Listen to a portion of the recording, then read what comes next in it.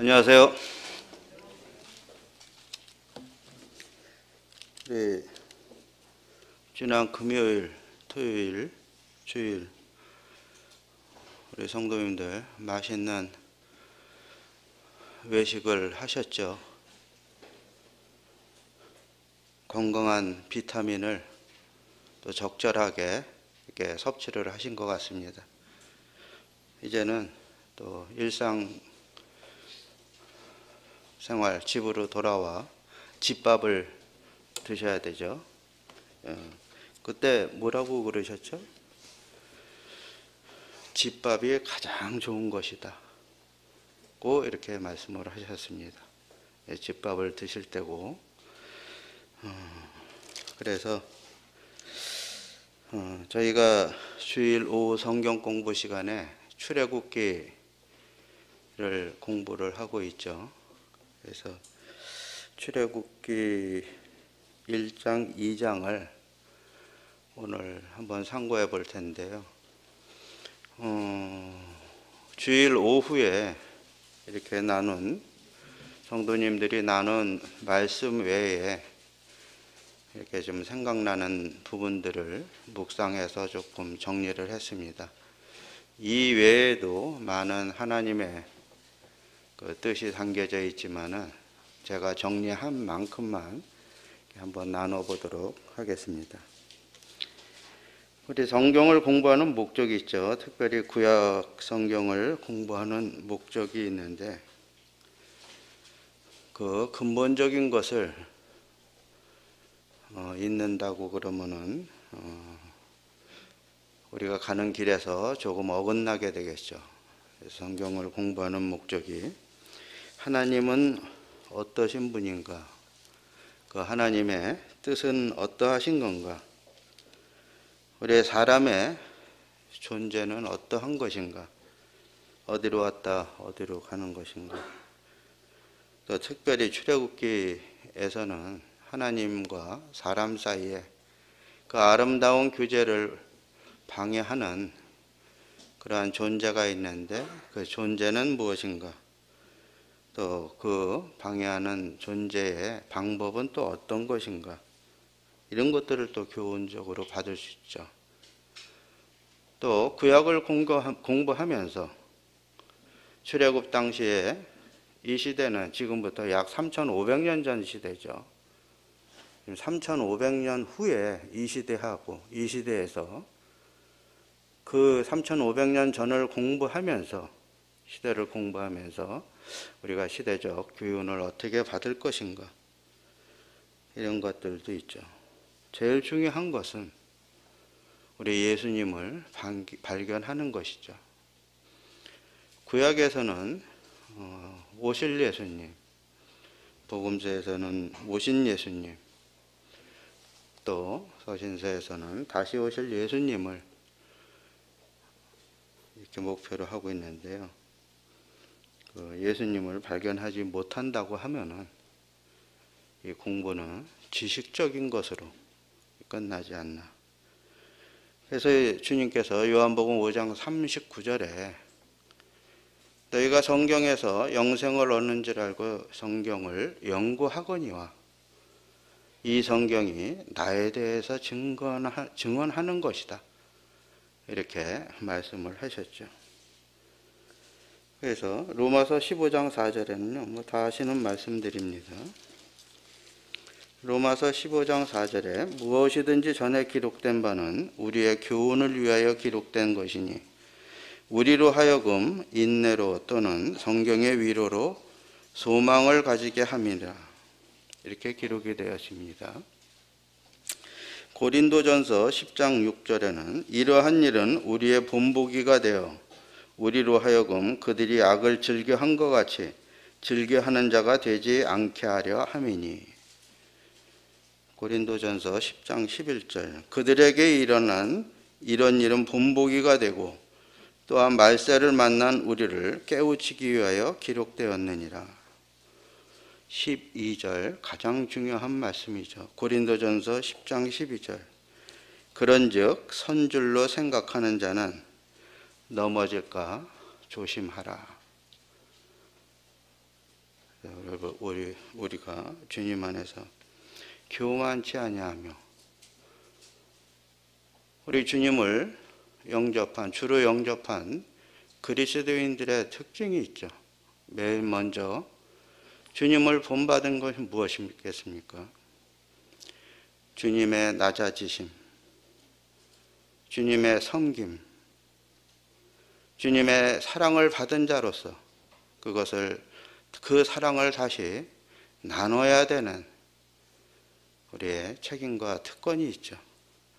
그래서 남보다 머리로 올라서지 않으려 하고 도리어 주님처럼 섬기려 하는 그러한 것이 그리스도인들의 그 특징이겠죠. 이제 출애굽기 1장으로 한번 가보겠습니다. 뭐 다 읽지는 않겠습니다. 군데군데 장별로 절별로 추려서 교훈을 받도록 해보겠습니다. 출애굽기는 애굽으로 기근이 있어서 그 야곱과 그 친족들 70여 명이 내려가게 되죠. 먼저 요셉을 보내서 애굽의 총리로 높은 자리에 있게 하죠. 그 자리를 예비하십니다.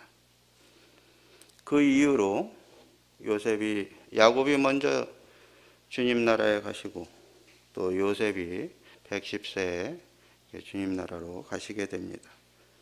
그래서 창세기 50장으로 끝나게 되죠.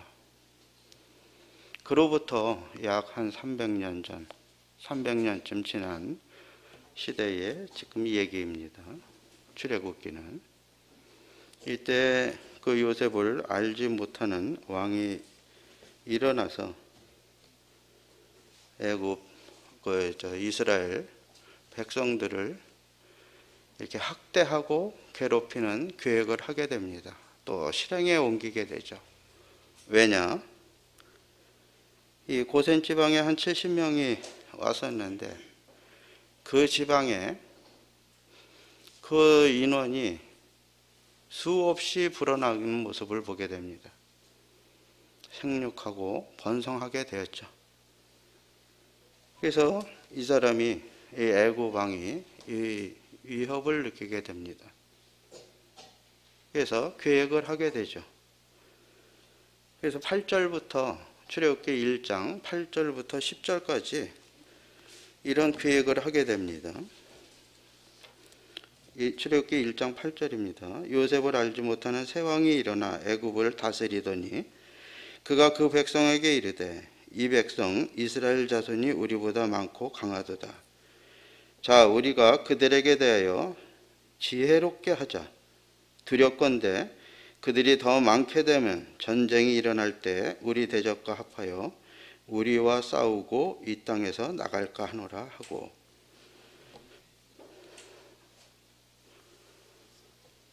이 하나님을 알지 못하는 이 사람의 지혜스러운 모습이 나오게 됩니다. 백성의 수가 증가한다.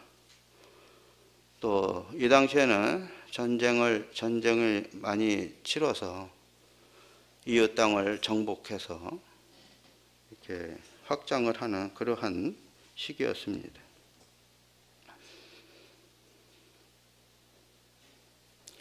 이 이스라엘 민족들이 그렇게 하면 그 애굽의 적들과 힘을 함께 하고 애굽은 전쟁에서 패하고 그리하면 이들은 이 애굽 땅에서 나가게 될 거다. 그래서 우리의 국력은 쇠퇴하여지고 점점 그 경제적으로는 그러한 어려움이 처하게 될 것이다 하는 이런 생각을 하게 되죠. 이게 왕으로서 백성을 위하여 또 나라를 위하여 지혜롭게 이 미래를 예측하는 것처럼 보입니다. 아주 이성적이고 현명한 듯하게 보이죠. 이 땅에 진리인 것 같이 보입니다. 그러나 이 하나님의 뜻이 담기지 못한 이러한 계획들, 이러한 생각들, 이러한 것들은 하나님 보시기에 무가치하고 허망한 것에 불과하다는 것을 이제 장면으로 보여주게 됩니다. 이 땅에 권세와 권위가 있는 또 지혜롭다 하는 이 예고방에 실수하는 장면이 보입니다. 첫째, 하나님의 계획을 모르고 있다는 것이죠. 이 본인이 태어나기도 전인 그 수백 년 전에 두 가지 변치 못할 그 하나님의 말씀과 그 맹세로 인하여 그가 지혜롭게 짠하여서 멸하려고 하였던 이 히브리 이스라엘 백성들을 완전하고도 영광스럽게 구출할 것을 이미 하나님은 계획되고 있었다. 이 사실을 몰랐던 것이죠. 자신이 누구보다 지혜롭고 자신의 말이 진리인 것처럼 알았으나 이 땅의 모든 진리 가운데 가장 위대한 근본된 진리인 하나님은 존재하신다는 사실을 이 사람은 전혀 몰랐던 것입니다. 이것이 실수인 것입니다. 지금도 마찬가지죠. 저 자신도 그렇고 우리 믿는다는 성도님들도 그렇고 믿지 않는 사람이나 하나님의 존재 사실을 우리의 삶 가운데서 적용하지 못하고 계획하고 이것이 지혜롭다 하고 실천하는 것, 이거 같이 미련한 것은 없는 것이죠. 사람이 넘어지기 쉬운 가장 간단하고도 무서운 실수인 것입니다. 하나님을 그 마음에 두지 않고 내 생각대로 독자적으로 행동하는 것.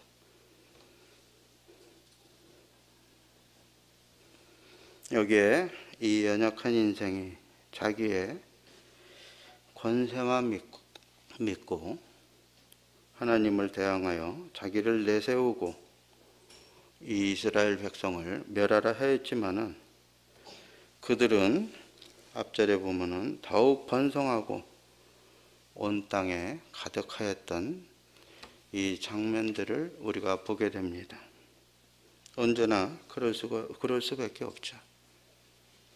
먼 훗날 교회를 잔멸하려고 하였지만은 그러나 그것이 복음이 퍼지는 그러한 시초가 되었던 것이죠. 그래서 하나님의 백성이 점점점 증거하는 그러한 사안이 되는 것이죠. 이 시대도 마찬가지죠. 저희가 비록 코로나로 모이기가 힘들고 어려웠었으나 그러나 그 안에서 영상으로 또 이렇게 모임으로 저희는 계속 생육하고 번성하였던 것입니다. 그 안에서도 복음이 편만하게 증거가 돼서 침례식을 거할 수 있고 하나님의 자녀가 늘어나는 것을 우리는 목도를 하였지 않습니까? 시편 2편 1절부터 4절까지 한번 보겠습니다.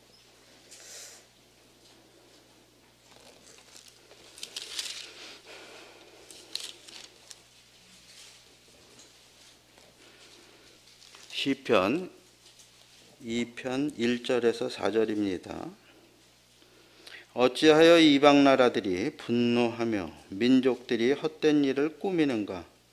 세상의 군왕들이 나서며 관원들이 서로 꾀하며 여호와와 그의 기름 부은 자를 대적하며 우리가 그들의 맹것을 끊고 그의 결박을 벗어버리자 하는도다.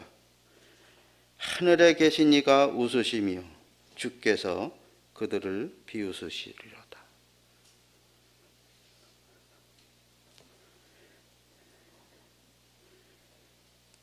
37편 13절을 한번 보시겠습니다.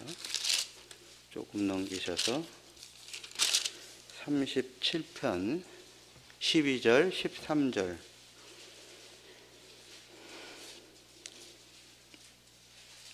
악인이 의인치기를 꾀하고 그를 향하여 그의 일을 가는도다.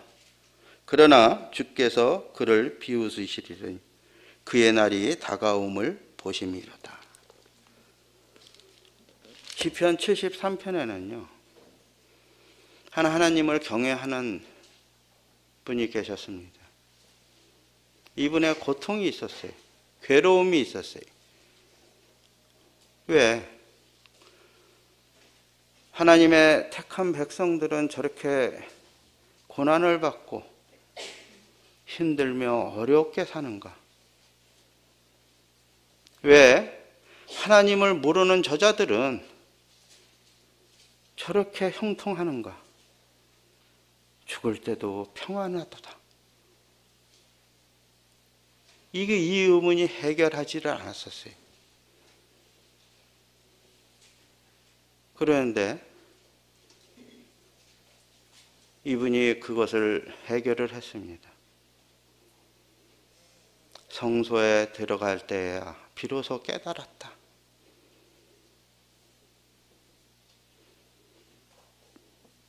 저들이 갑자기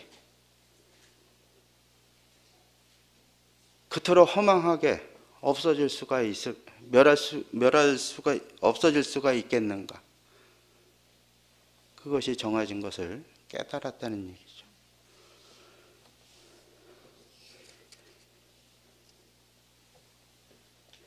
그래서 그분의 고백이 이렇습니다. 하나님께 가까이 함이 내게 복이라.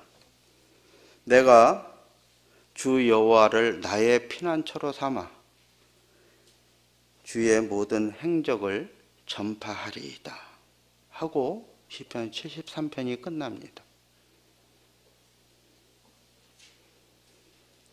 지금 아무리 세상이 크게 보이고 세상에 많은 사람들이 우리보다 뛰어나 보이지만은 하나님의 작정하신 결말은 그렇지가 않다는 얘기죠. 사람의 생각과 하나님의 생각은 하늘과 땅 차이인 것이죠. 저희는 그것을 알고 있는 자들입니다. 여기 출애굽기에 그렇게 나와 있습니다. 그래서 이 사람들이 이제 실행에 옮깁니다.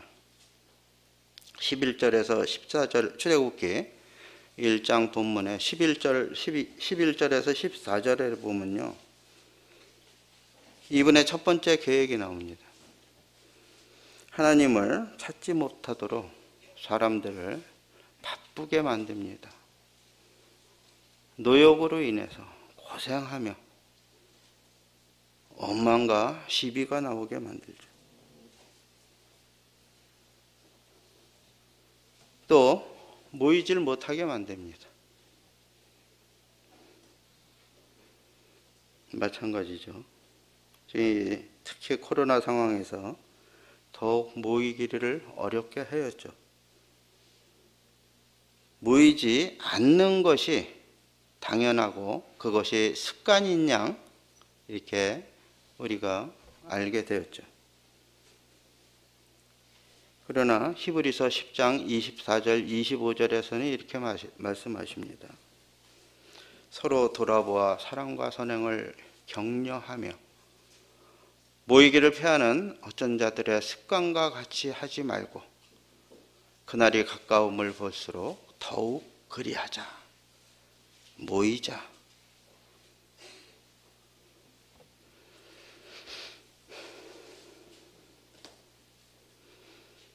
지금 얼마나 바쁜 세상입니까? 이런 것들의 이면에는 그 사단이 있고 그가 일으키는 역사가 있는 것입니다. 이 사단을 에베소서 2장 2절에는 공중 권세를 잡은 자다. 고린도후서 4장 4절에는 이 세상 신이라고 이렇게 말하고 있습니다. 이사야서 14장과 에스겔서 28장을 보면은 그 사단을 얼마나 완전체로 하나님이 만들으셨는가, 이런 장면들이 나옵니다. 그러나 그 사단이 얼마나 교만해지고, 그래서 그 있는 처소에서 쫓겨나는 장면들이 나오죠. 쫓겨나서 어디로 갔습니까? 이 세상으로 와서 지금은 이 세상의 왕노릇을 하고 있습니다. 애구방이 꾀를 내고 그것이 지혜롭다, 현명하다 하지만은 그 이면에는 그 사단의 계획과 그 조정이 있는 것을 저희는 알아야 되는 것이죠.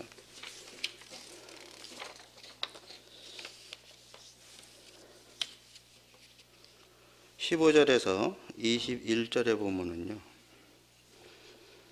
또 사단의 전략이 또 나옵니다. 계속 바쁘고 힘들게 하여 자녀 낳기를 두렵게 하게 만드는 이런 모습이 나오게 되죠. 저는 이런 상황을 보면서 이 와중에도 하나님은 하나님의 계획을 이어가시면서 이 이스라엘 백성들을 생육하고 번성하게 하는 그러한 장면들이 나오죠. 그 산파에게 명령을 해서 죽이라 하고, 또 나아가서는 그 부모에게 아들이 있거든 강에 던져버려라. 죽이려고 하지 마라. 그러나 하나님의 계획은, 사단과 이 창조주의 계획은 이 피조물인, 아무리 완전체로 만들었다는 사단일지라도 알 수가 없는 것이죠. 사단이 안전하다, 내 것이다, 내 권세 아래에 있다 하는 그 왕궁 안에서 하나님의 계획은 이루어져가는 모습을 우리는 볼 수가 있습니다. 저는 이것을 보면서 이 현대 우리 한국이 특히나 그 저출산 문제가 가장 심각하다고 하죠.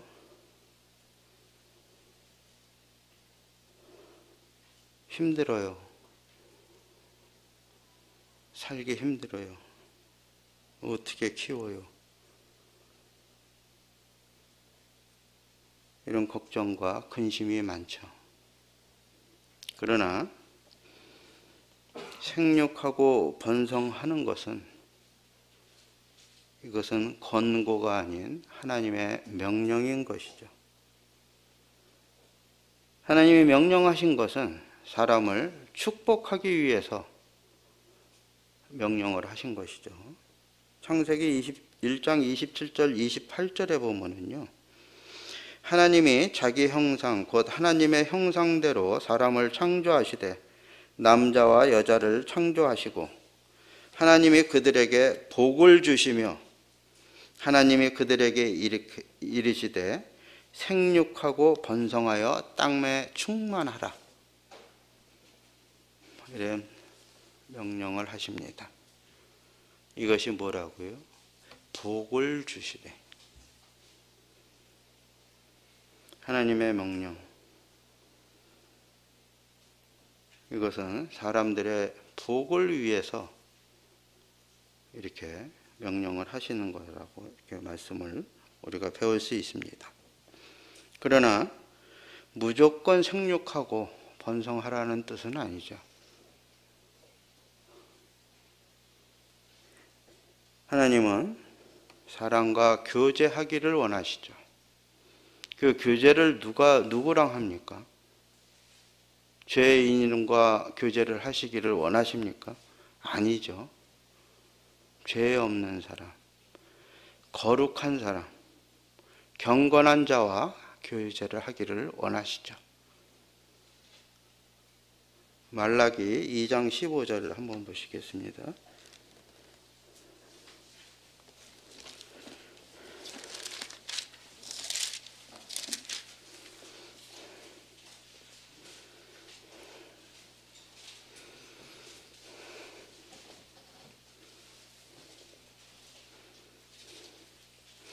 그 부부관계를 얘기를 하시면서 말라기 2장 15절에 이렇게 말씀하십니다.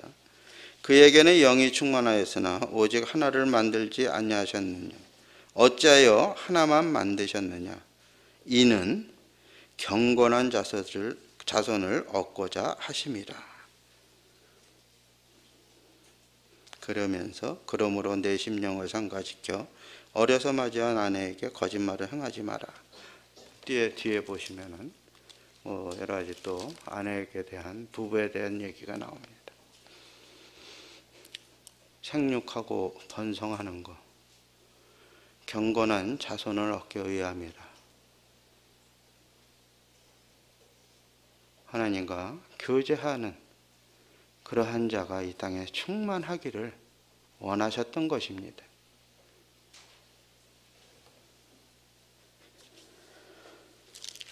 이 장에 보면은요, 이 모세의 그 부모의 믿음이 나오죠. 제가 말씀드리는 것은 일반적으로 거의 그 주일날 오후 성경 읽기 시간에, 성경 공부 시간에 교제되었던 부분들은 좀 제외하고 이렇게 교제를 좀 나누는 것입니다. 좀 교제 시간에 안 계셨던 교사 우리 형제자매님들이나 다른 학생의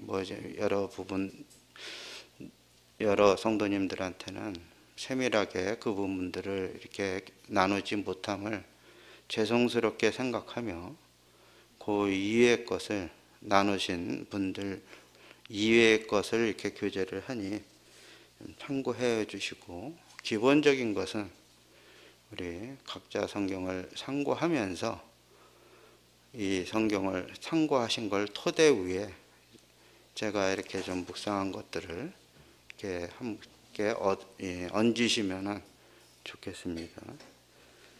2장에 보면 그 부모의 믿음이 나오게 되죠. 모세가 출생하면서 그 부모가 어떠한 이러한 행동을 하며 그 행동을 하게 된 동기는 무엇인가, 이런 것들을 한번 살펴보고자 합니다. 모세가 이제 때가 되어 출생을 하였는데요. 아버지와 엄마는 레위인인 아브람과 요게벳이라고 합니다. 2절에 보니까요, 그 아들을 낳고 그가 잘생긴 것을 보고 설 달 동안 그를 숨겼다고 이렇게 말씀하십니다. 잘생겼다. 이 부분은 주일날 오후에 형제님들이 좀 교제를 하셨는데요. 한 번 더 살펴보겠습니다. 히브리서 11장 23절에 보면요, 믿음으로 모세가 났을 때 그 부모가 아름다운 아이임을 보고 석 달 동안 숨겨 왕의 명령을 무서워하지 아니하였으며. 자, 이 부분만 보면은 어떤 부모가 자기 자녀 잘생기지 않았다고 할 수 있겠습니까? 아름답다고 얘기하지 않을 수가 있겠습니까? 또 좀 더 나가 보겠습니다. 사도행전 7장 20절에요. 그 스데반 집사가 이스라엘 역사를 쭉 설명을 하면서 하는 장면 중에 한 적입니다. 그때 모세가 낳는데 하나님 보시기에 아름다운지라 그의 아버지의 집에서 10달 동안 길리더니, 이것이죠. 하나님 보시기에 아름다운 것.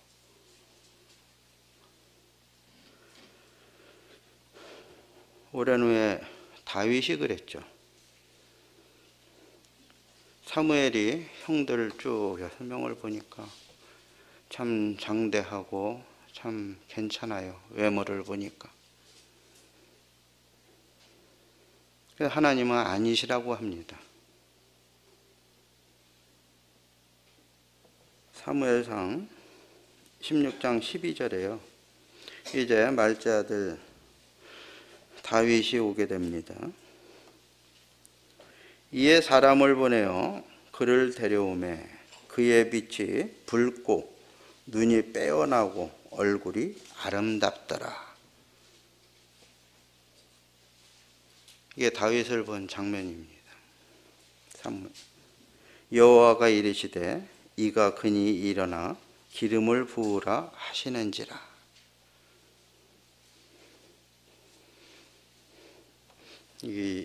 이전에 사무엘이 보기에 첫째부터 여섯째 형까지 다 괜찮았습니다. 왕이 될 만한 그릇이었습니다. 그러나 하나님이 보시기에는 아니라 하셨습니다. 여기 아름다운지라, 얼굴이 아름답더라. 이것이 누구의 눈으로 봤을까요? 이 다윗은 지금 이 광야에서 양을 치다가 바로 불려서 온 그러한 상태입니다. 외모로 보기에 그리 아름다웠을까요? 괜찮았을까요? 제가 분별하기에는 이 12절 말씀은 하나님의 시각에서 바라봤을 적에 아름다웠던 것입니다. 그렇게 기록했으리라고 저는 분별이 됩니다. 누가복음 2장 52절에 우리 예수님, 우리 주님을 이렇게 표현하셨습니다. 예수는 지혜와 키가 자라가매 하나님과 사람에게 더욱 사랑스러워 가시더라.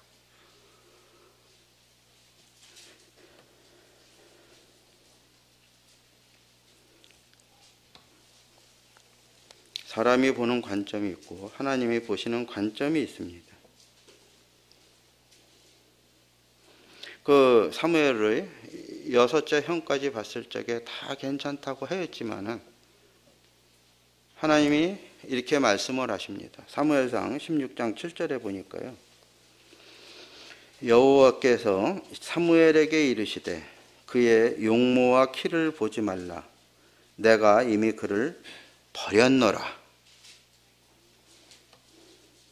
내가 보는 것은 사람과 같지 아니하니 사람은 외모를 보거니와 나 여호와는 중심을 보느니라 하시더라.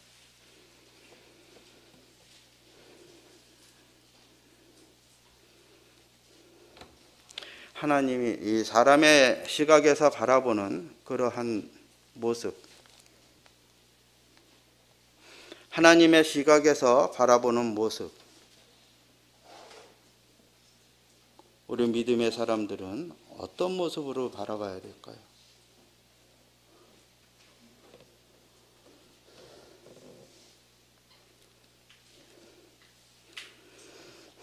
오랜 후에 엘리사, 선지자 엘리사 시대에 아람 군대가 쳐들어왔습니다. 게하시가 그 종이 그냥 마음이 다급해서 빨리 도망간다. 어쩌면 좋으냐고. 그런데 이 엘리사는 태연합니다. 왜 그러십니까? 도대체. 엘리사가 그럽니다. 우리와 같이 함께한 자가 저들보다 많다. 이 종은 아무리 봐도 없거든요. 그의 눈을 갖다가 열어보니 하늘의 수많은 불말과 불병과 그 천사들을 보게 됩니다.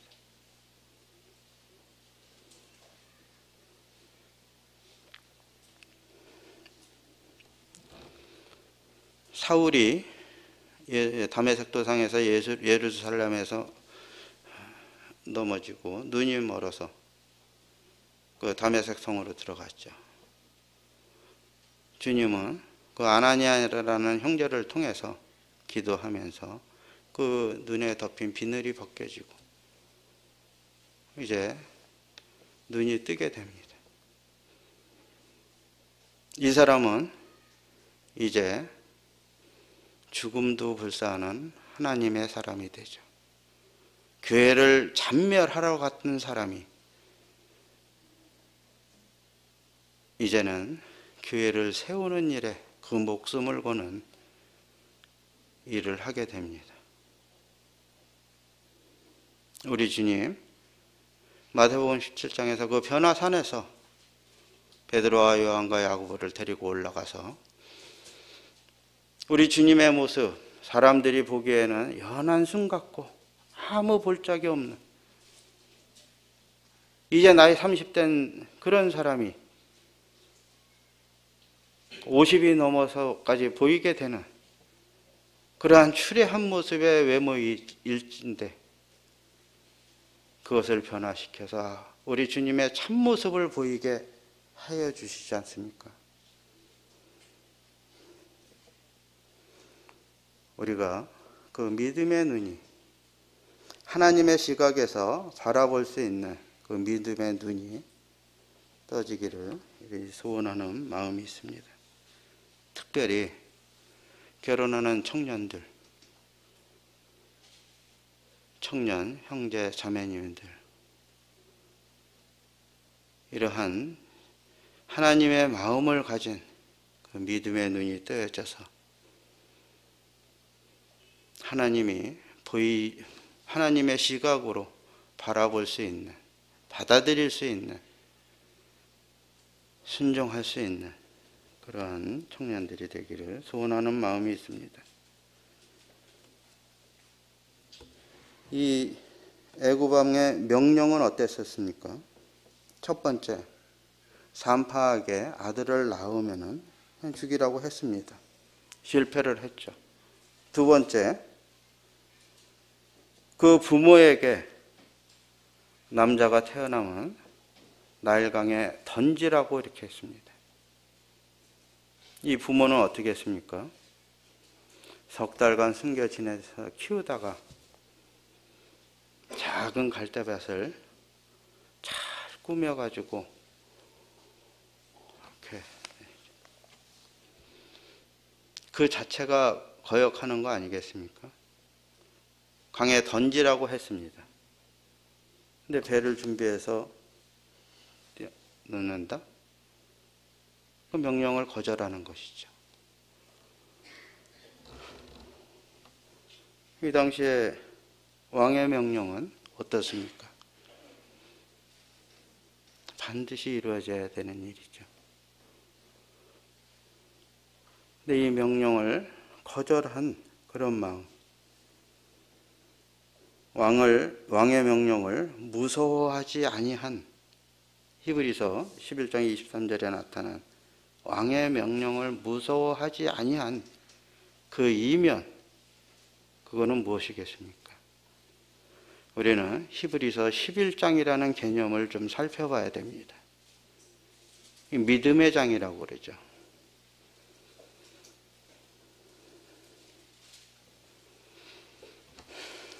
이전에 히브리서 11장 19절에 보니까요, 아브라함이 이삭을 바치는 장면이 나오죠. 그가 하나님이 능히 이삭을 죽은 자 가운데서 다시 살리신 줄로 생각한지라. 비유컨대 그를 죽은 자 가운데서 도로 받은 것이니라. 그 믿음으로 살리실 것을 믿는 그 믿음으로 아브라함은 드렸다. 이렇게 말씀을 하십니다. 히브리서 아까 말씀드린 대로 11장 믿음의 장이죠. 믿음의 장에 23절에 이 부모의 믿음을 기록을 했습니다. 우리가 믿음의 본질을 그래서 생각을 해야 된다는 것이죠. 히브리서 11장 1절에서 3절까지 읽어드리겠습니다. 믿음의 본질.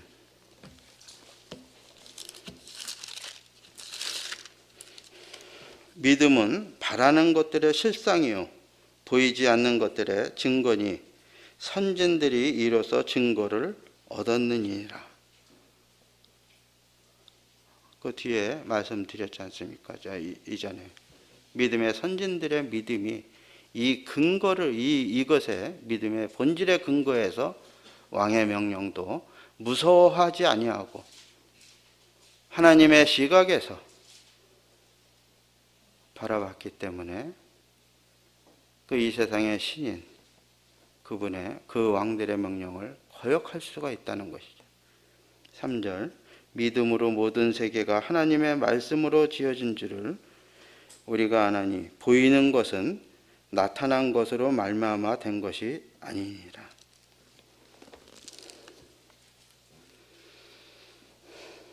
로마서 10장 17절에 그러므로 믿음은 들음에서 나며 들음은 그리스도의 말씀으로 말미암더라 했습니다.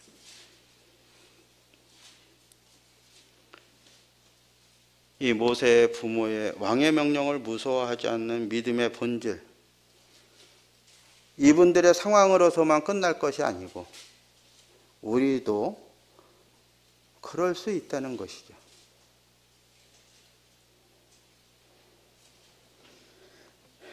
그래서 우리가 말씀을 듣고 묵상해야 되는 이유인 것이죠.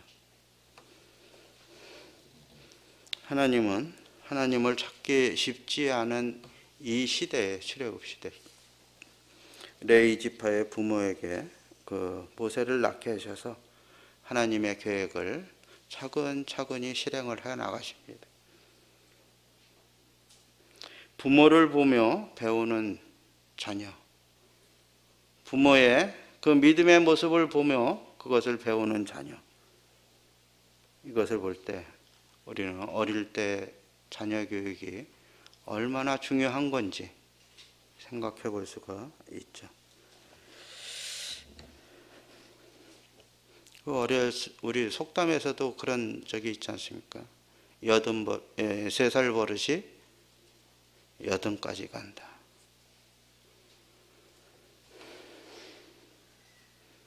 디모데후서 3장 15절에 보면요, 또 어려서부터 성경을 알았나니 성경은 능히 너로 하여금 그리스도 예수 안에 있는 믿음으로 말미암아 구원에 이르는 지혜가 있게 하려는.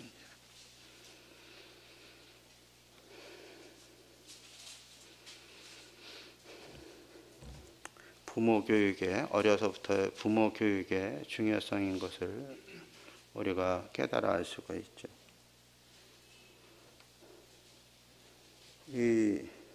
이것을 생각하다 보면 느헤미야를 생각할 수가 있습니다. 언제 태어나고 언제 참 죽었는지 생사는 알 수가 없습니다. 그러나 이렇게 연대기를 좀 추정을 해보면 이분은 예루살렘에서 태어난 분이 아니라는 것을 우리가 추정을 할 수가 있습니다. 그러나 그 바벨론 그 포로로 잡혀간 그곳에서 예루살렘에 다녀온 형제들에게 소식을 듣습니다. 백성이 노역을 당하고 힘들고 고난을 받고 특별히 성전이 회파되었다는 소식을 들었을 적에 인양반은 기도합니다. 울면서 기도를 합니다.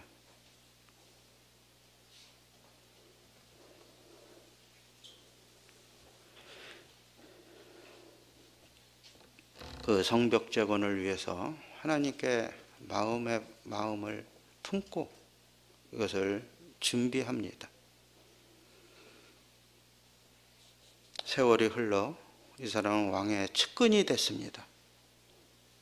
권세를 잡은 것이죠.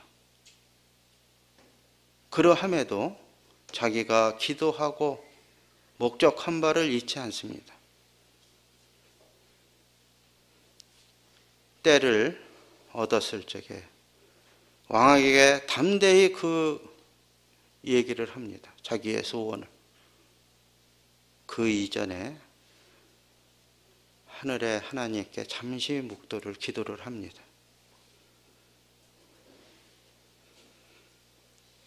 왕에게 허락을 받았습니다. 많은 어려움과 역경 속, 반대 속에서도 또 회방자들 속에서도 그 성벽 재건을 이루게 됩니다. 그 예루살렘을 제가 아까 추론한다고 그랬습니다. 예루살렘에서 태어나지도 않은 그러분이 자기의 본향 그것을 어떻게 알겠습니까? 어렸을 때부터 부모에게 교육을 받지 않았을까요? 자기의 정체성을 잃지 않습니다.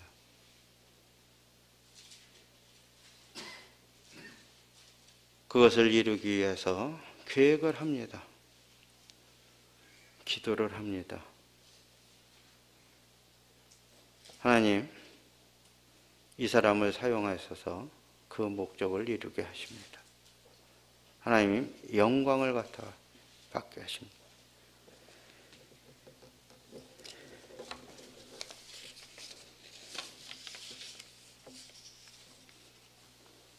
이 모세는 우리 주님을 예표를 하죠. 어릴 적 고난을 받습니다. 2장 11절부터 장성한 후에 이스라엘 민족들을 생각하고 이스라엘 민족들을 괴롭히는 그 애굽인을 때려 죽이지만 이스라엘 민족들이 이를 모릅니다. 뒤에 보면은 이스라엘 민족들을 생각하고 그들이 알아줄 줄 알고 있을 줄 알고 이것을 행했다고 합니다. 민족의 거절을 받습니다.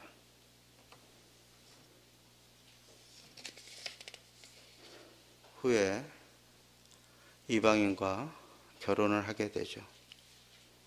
복음이 이방인에게 퍼지게 됩니다. 이 결혼은 교회의 관계를 갖다가 얘기할 수가 있죠. 교회는 그리스도와 아주 밀접한 관계가 있는 것이죠. 고린도후서 11장 2절에 보면요, 사도 바울이 이렇게 말씀하십니다. 내가 하나님의 열심으로 너희를 위하여 열심을 내노니 내가 너희를 정경하라는 처녀로 한 남편인 그리스도께 드리려고 중매함이로다. 이방인과의 결혼한 분 두 분이 있죠. 모세, 십보라와 결혼하게 됩니다. 이 암담한 광야 생활에서 이 동반자가 되죠. 이것은 세상 눈에는 감추어진 우리 그리스도를 암묵적으로 이렇게 보여주시는 장면이죠. 요한일서 3장 1절에 보면요, 보라, 아버지께서 어떠한 사랑을 우리에게 베푸사 하나님의 자녀라 일컬음을 받게 하셨는가. 우리가 그러하도다. 그러므로 세상이 우리를 알지 못함은 그를 알지 못함이라. 감추어진 그리스도. 이제껏 이스라엘 민족에게는 아직 감추어진 그리스도죠. 이전에 요셉이 있었죠. 이방인과 결혼을 했죠. 아스낫, 그곳의 제사장의 딸입니다. 모세는 이스라엘 민족에게 거절당해서 광야로 가서 이방인과 결혼을 하였죠. 그 영광을 다 왕의 지위에 오를 수도 있지만 그 영광을 다 내버리고 쫓겨나서 그 이방 여인과 결혼을 했죠. 우리 요셉은요, 마찬가지로 이방 여인과 결혼을 하였습니다. 그러나 차이점이 있습니다. 요셉이 존귀하게 되었을 때, 영광 중에 있을 때 이 이방 여인과 결혼을 하였다는 것이죠. 이것은 영광 가운데 나타나신 우리 그리스도를 예표로 보여주시는 장면이죠. 그래서 우리 교회를 그날에 높이 올려서 영광 가운데서 혼인식을 하게 될 것입니다. 주님이 그래서 이렇게 기도를 하셨습니다. 요한복음 17장 22절에요. 내게 주신 영광을 내게 그들에게 주었사오니 이는 우리가 하나 된 것 같이 그들도 하나가 되게 하려 함이니이다. 곧 내가 그들 안에 있고 아버지께서 내 안에 계시어 그들도 온전함을 이루어 하나가 되게 하려 함은 아버지께서 나를 보내신 것과 또 나를 사랑하신 것 같이 그들도 사랑하신 것을 세상으로 알게 하려 함이로소이다. 아버지여, 내게 주신 자도 나 있는 곳에 나와 함께 있어 아버지께서 창세전부터 나를 사랑하심으로 내게 주신 나의 영광을 그들도 보게 하시기를 원하옵나이다. 이렇게 기도를 하셨습니다. 그래서 골로새서 3장 1절에서 4절까지 보면은요, 그러므로 너희가 그리스도와 함께 다시 살리심을 받았으면 위의 것을 찾으라. 거기는 그리스도께서 하나님 우편에 앉아 계시느니라. 위의 것을 생각하고 땅의 것을 생각하지 말라. 이는 너희가 죽었고 너희 생명이 그리스도와 함께 하나님 안에 감추어졌습니다. 우리 생명이신 그리스도께서 나타나실 그때에 너희도 그와 함께 영광 중에 나타나리라.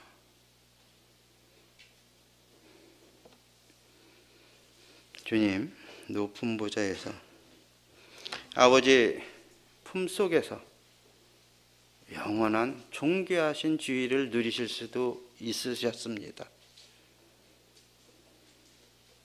그러나 주님 마음에 간직한 그 사랑의 물길, 그 물결이 이 천하고 낮은 이 자리까지 오게 만들으셨던 것이죠.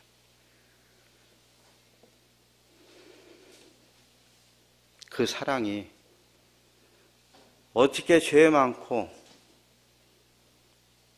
지옥에 갈 수밖에 없는 이 이방인인 나에게까지 오게 되었나. 그래서 읽어드린 말씀대로 영광 가운데서 주님과 함께 있을 걸 어떻게 소망하게 되었나 생각할 때 감사하지 않겠습니까? 고린도서 8장 9절에요. 우리 주 예수 그리스도의 은혜를 너희가 알거니와 부요하신 그로서 너희를 위하여 가난하게 되심은 그의 가난함으로 말미암아 너희를 부요하게 하려 하심이라.